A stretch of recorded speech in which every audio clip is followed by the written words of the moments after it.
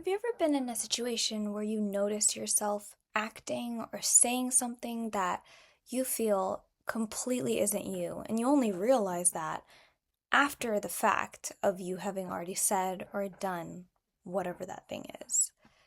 Well, recognizing the possibility that you're acting inauthentically can actually be a perfect sign for redirection. The whole reason why I think it's an amazing feat is because how would you have known otherwise that this isn't someone that you want to be or things that you specifically would like to be the one saying if you didn't already say it and have that feeling or that reaction that kind of told you, like, wait, this isn't me. Like, this isn't who I want to be. This isn't how I see myself acting or saying. There can be multiple moments all throughout our life where we start seeing the puzzle pieces in front of us, and while we're trying to put them together and put them into place, we realize that we have a totally different piece than our actual puzzle and how it's supposed to look like. Imagine your puzzle is supposed to be a waterfall and you have the pieces of a volcano.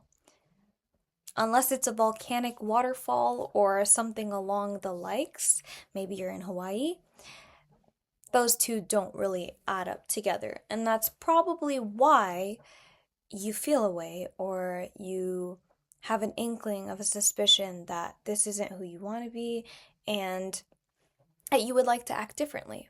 I love thinking about this in the way that we all do have a purpose and something to fulfill in this obvious lifetime of ours. Sometimes we definitely get distracted or can lose the plot, but what matters is how we bounce back from it and the choices we choose to make to be our kind of person. Our kind of person can also be fluctuated or changed based off of the people, the things, media, whatever it is that we consume or surround ourselves with. It may not be perfectly understandable in like a second of getting to know what this difference is.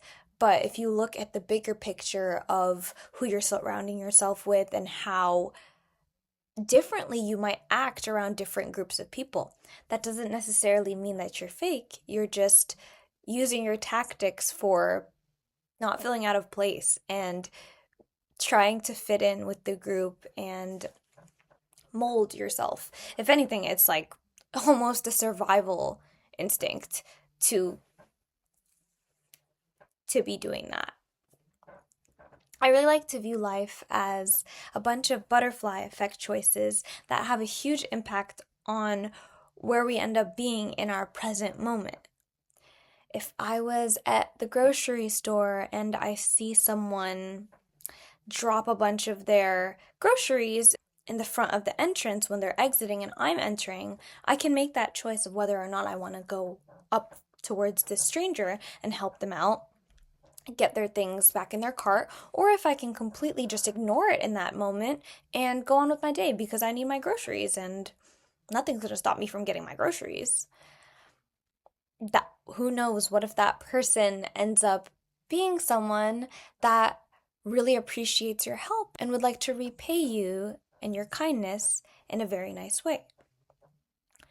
Now, obviously, situations aren't as clear cut as that scenario, but I think it's the idea of how you choose to act in the present moment and the concept of being the kind of person who you would be even if nobody was watching. Like if you're home and there aren't cameras on you, people aren't like keeping an eye on you or whatnot. But how you act when you're alone can also say a lot about who you are as a person. And I think that that's why it's so important to be mindful of the decisions, the choices, and all of the things in between that make up and create our life and who we want to be and who we choose to be every single day can truly have a profound effect on our end goal. And it might change constantly. We always do change. Our world and our human lives are built off of change and being able to accept, move on, deal with things in different ways, experience new things.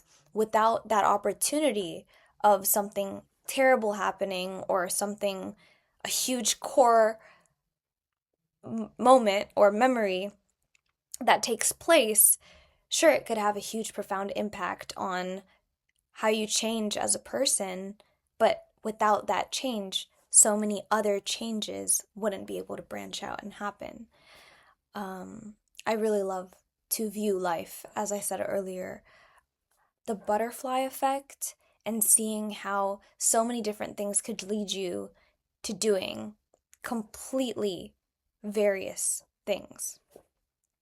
But you'd only have that figured out or have that ability to explore in those ways if you made that one little decision that you did that day, or that one little thing you thought of that made you consequently do another day because of how much you think about it. And that truly is manifestation at its best, because we are magicians, and whatever we say, whatever we wish to do, can happen. It's just up to us and how we want to choose our reality to be.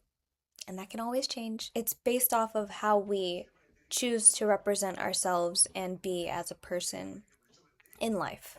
It's also really interesting to observe that while we're doing a bunch of things properly and correct in the way that you choose to view it, we can still have a weakness or certain issues when it comes to one particular aspect of our life, which typically has to do with our karma and what we're trying to learn in this lifetime.